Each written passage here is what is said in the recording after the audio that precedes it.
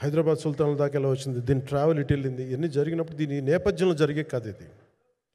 ముఖ్యంగా ఈ foundational work చేసిన వ్యక్తి క్రిష్ జాగర్లమూడి గారు చాలా హై కాన్సెప్ట్తో పట్టుకొచ్చారు దీన్ని. ఆయనను రత్నం గారు నా దగ్గరికి వచ్చినప్పుడు చాలా బాగా నచ్చి వెంటనే చేశాను. చేసిన తర్వాత ఒక్కొక్కటి కరోనా నిజంగా ఇంపాక్ట్ వచ్చింది. అంటే ఎలా ఉండదంటే, ఎంత హార్డ్గా ఉండదంటే ఇండస్ట్రీ, ఎవరిని తప్పు పట్టలేము. ఒకప్పుడు ఆయన వెంట చుట్టిన నిర్మాతలు, ఆయన వెంట తిరిగిన డిస్ట్రిబ్యూటర్స్, హీరోస్, అందరికి అలాంటి వాళ్ళకి ఒక నిర్మాతగా ఆయన తపన పడుతుంటే నాకు అంటే ఆయన కోసం ఖుషి తీస్తున్నప్పుడు కానీ ఆయనతోటి ఎంత సౌకర్యం ఇచ్చారంటే, అసలు మాకు 1 month ముందు ప్రీ ప్రొడక్షన్ అయిపోయి నాకు అంత సౌకర్యాన్ని ఇచ్చారు. నేను కంపోజ్ చేసిన యాక్షన్ సీక్వెన్సెస్ కానీ ఫైట్స్ కానీ ఖుషీకి నాకు ఆల్రెడీ ఒక 1 month 1.5 month థియేటర్ నాకు ఇచ్చేసి, మన సురేష్ ఎఫెక్ట్స్ థియేటర్ మొత్తం ఇచ్చి నాకు అంత లగ్జరీ ఇచ్చిన వ్యక్తి ఆయన నలిగిపోతుంటే నాకు నిజంగా చాలా బాధేస్తుంది. ఒకసారి it is not about money, it's not about success, it's about standing by whom you trust, who stood for the people and who stood for the industry. నాకు ఎందుకు ఇది మీతో పంచుకోవాలనిపించింది. సినిమా ఎంత విజయం ఇది నాకు నిజంగా తెలియదు, ఎందుకంటే నేను ఇట్లా అనుకోవచ్చు ఇంకోలా కానీ ఒక్కటి మటుకు చాలా సిన్సియర్గా చెప్పగలను. Krish came out with very good concept, చాలా హై కాన్సెప్ట్ పట్టుకొచ్చారు. కొంత వ్యక్తిగత కారణాలు, కొన్ని ప్రొఫెషనల్ కారణాలు ఆయన ప్రాజెక్టుకి బయటికి వెళ్ళినా కానీ దీన్ని ఫౌండేషనల్ వర్క్ చేసిన క్రిష్ గారికి మనస్ఫూర్తిగా నా హృదయపూర్వక ధన్యవాదాలు తెలియజేస్తాను మా అందరి తరఫున. అలాగే తర్వాత స్టెప్ ఇన్ అయ్యింది మన జ్యోతికృష్ణ గారు. నేను ఖుషి సినిమా చేస్తున్నప్పుడు అప్పుడే లండన్ ఈ ఫిల్మ్ మేకింగ్ కోర్స్ చేసి మన డైరెక్షన్లో ఇన్స్టిట్యూట్ అంతేనా డైరెక్షన్ ఫిల్మ్ మేకింగ్ కోర్స్ చేసి అప్పుడే గ్రాడ్యుయేట్ అయ్యి వచ్చి అప్పటి నుంచి ఉన్నప్పుడు బట్ యాక్చువల్ తనతో మాట్లాడుతుంటే మోస్ట్ సెన్సిబుల్ డైరెక్టర్ అనిపించారు. ఈ ఒక టైంలో ఏమనిపించిందంటే బయట ఉన్న మాటలు కానీ అసలు సినిమా వస్తుందా లేదా బయటికి అని ఉండేది. కానీ మాకు ఎప్పటికప్పుడు నీరసం పడిపోయినప్పుడల్లా నాకు నీరసం వచ్చేసేది. సినిమా అవుద్దా అవ్వదా అనుకున్నప్పుడల్లా దీనికి ప్రాణవాయువునిచ్చిన వ్యక్తి కీరవాణి గారు. ప్రతిసారి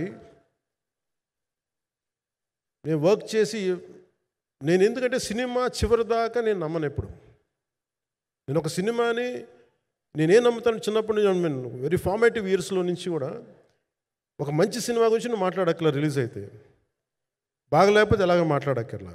అందుకే నేను ఎప్పుడు సినిమా క్వాలిటీ మీద దృష్టి పెడతాను తప్ప ఇంక మిగతా వాటి మీద మాట్లాడను. అందుకే నాకు ఎప్పుడు ఈ మాట్లాడటం అనే దాని మీద ఎప్పుడు దృష్టి పెట్టలేం.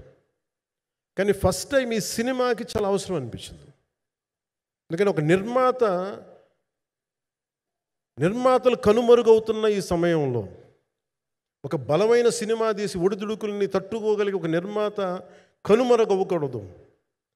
ఆయన పక్కన ఏది ఉండాలని అండగా ఉండాలని చెప్పేసి నేను అన్నీ వదిలి ఇంత బిజీ షెడ్యూల్స్ అన్నీ వదిలేసి ఒకవైపు నన్ను నా ప్రత్యర్థులు తిడుతున్నా కానీ సినిమాలకు వెళ్ళిపోయిన తిడుతున్నా కానీ ఇదేంటంటే నాకు అన్నం పెట్టింది ఇది నాకు నా సినిమా పరిశ్రమ. అంటే ఇక్కడున్న మిత్రులందరూ కూడా చాలామందికి నేను ఇండివిజువల్ ఇంటర్వ్యూస్ ఇచ్చాను. నేను చాలాసార్లు నాగేంద్ర కానీ మీరు కానీ చాలామందికి వీళ్ళందరూ చాలామందికి నేను వ్యక్తిగతంగా తెలుసు. కాకపోతే నాకు సినిమా అంటే నేను సినిమా గురించి ఎక్కువ చెప్పలేక ఎక్కువ మాట్లాడలేను కానీ బట్ నాకు నిజంగా సినిమా మీద అపారమైన గౌరవం, సినిమా మీద అపారమైన ఆసక్తి, నాకు ప్రాణవాయువు అది. Story telling is a necessity for each and every individual.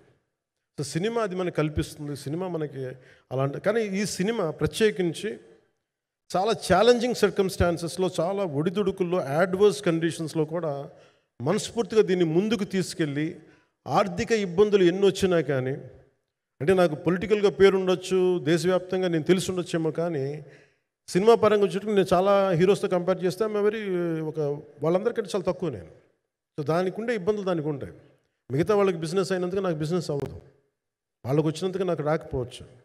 ఎందుకంటే నా దృష్టి, నా కాంపిటేటివ్నెస్ ఎప్పుడు నేను సినిమాల మీద పెట్టలేదు. నేను ఇప్పుడు సొసైటీ పొలిటికల్ ప్రాసెస్ పెట్టాను, కానీ ఎప్పుడు సినిమా మీద నేను ఎంత ఉండాలనేది నేను ఎప్పుడు పెట్టలేదు.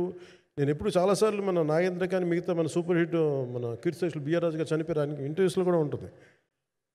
ఈ చిత్ర పరిశ్రమ చాలామంది హీరోస్ ఉంటారు, వాళ్ళలో నేను వన్ ఆఫ్ ది హీరో అంతే. నాది ఒక సంవత్సరంలో ఒక ఫ్రైడే ఒక థర్స్డే రిలీజ్ అవుతుంది అంతే, అంతకుమించి తప్ప ఇది అందరి పరిశ్రమ అందరూ రావాలి అలాంటిది నేను కోరుకునేవాడిని నేను.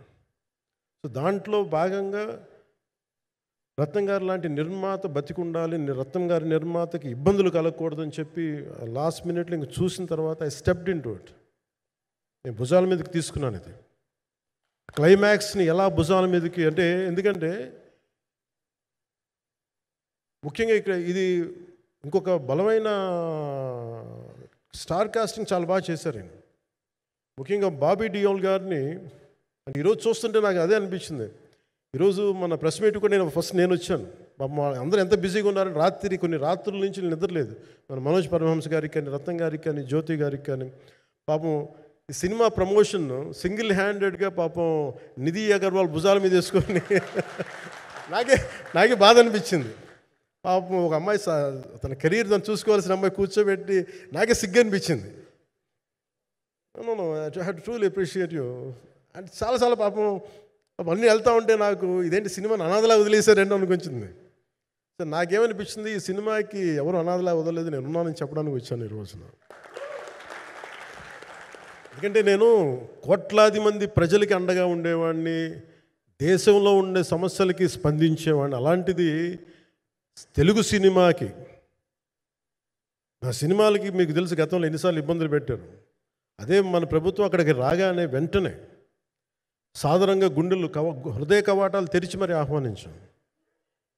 ఏమీ కృతజ్ఞత కూడా ఆశించలేదు. అంత చిత్ర పరిశ్రమను అంత గుండెల్లోకి తీసుకుంటాం. అలాగే దీనికి సంబంధించి అలాంటిది నా సినిమాని నేను ఎందుకు వదిలేస్తాను?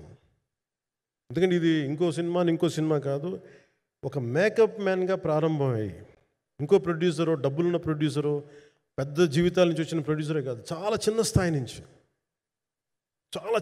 ఒక మేకప్ మ్యాన్ స్థాయి నుంచి బాయ్గా స్టార్ట్, అంటే చిన్నపాటి అసిస్టెంట్గా స్టార్ట్ అయ్యి చాలామంది మన సీనియర్ దర్శకులందరి దగ్గర పనిచేసి అంచెలంచెలుగా ఎదిగి నిర్మాత అయ్యి, దర్శకుడయ్యి, స్క్రీన్ ప్లే రైటర్ అయ్యి, మీరు ఏమన్నానంటే ఆయన మౌనంగా ఉంటారు. ఎవరు ఎన్ని ఇబ్బందులు పెట్టినా మౌనంగా ఉంటారు. ఆయన మౌనం ఒకసారి నాకు విపరీతమైన అసహనానికి గురి చేసేస్తుంది. మీరు ఏదైనా మాట్లాడాలంటే ఎవరు ఇబ్బందులు పెట్టి ఏం ఎదురు తిరగరు ఏంటంటే ఇలా అంటారు, ఏం చేయాలి. ఇంకా ఇలాంటి వ్యక్తికి ఆయన మౌనం నన్ను ఇలా రోడ్ల మీదకి వచ్చి ఇలా మీ దగ్గరికి ముందు నుంచోబెట్టింది.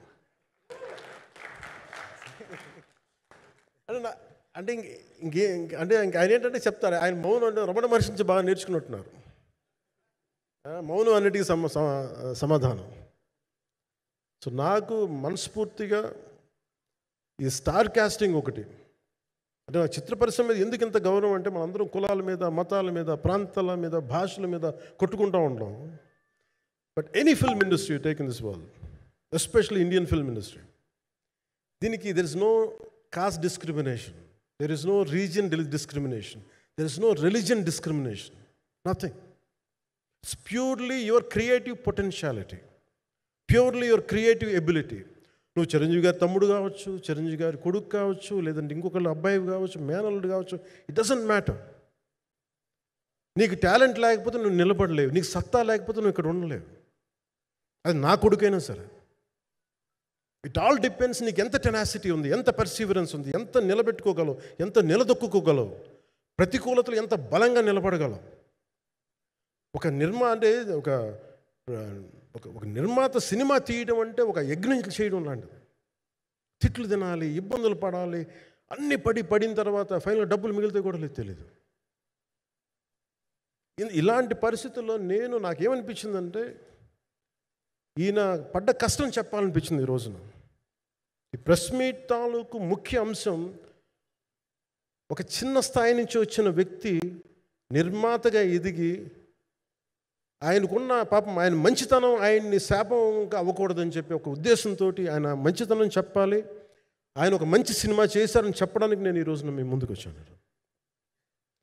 ఎందుకంటే నేనేం నమ్ముతానంటే, సినిమా బాగుంటే ఎలాగో చూస్తారు, దీని గురించి చెప్పక్కర్లేదు. సినిమా బాగాలేకపోతే ఎలాగో చూడరు. మీరు ఎంత పబ్లిసిటీలు చేయండి ఇవన్నీ అనుకోండి, అందుకే నేను పెద్ద ఎక్కువ మాట్లాడడానికి ప్రయత్నించాను. కానీ ఈ పర్టికులర్ రోజు మటుకు, ప్రత్యేక ఈ రోజు మటుకు ఆయన పడ్డ కష్టం ఈ సినిమాకి, అలాగే